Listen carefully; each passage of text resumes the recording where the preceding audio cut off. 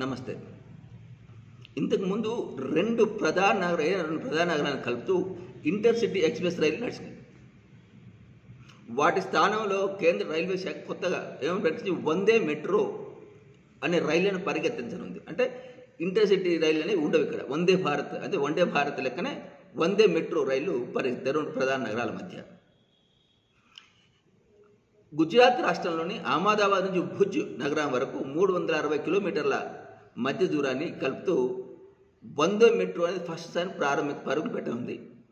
ఆ తర్వాత మన తెలుగు రాష్ట్రాలకు వస్తే చెన్నై నుంచి తిరుపతి వరకు ఈ వందే మెట్రో రైలు పరుగులు పెట్టే అవకాశం ఉంది.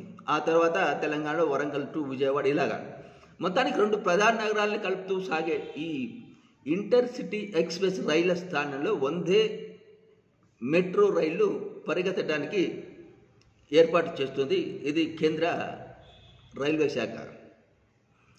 సో మొత్తానికి మెట్రో రైళ్ళు అంటే వందే మెట్రో అవుతుంది. అంటే ఇక్కడ పేరు మార్పే, అది ఇంటర్సిటీ ఎక్స్ప్రెస్ రైలు, ఇది వందే ఎక్స్ప్రెస్ రైలు.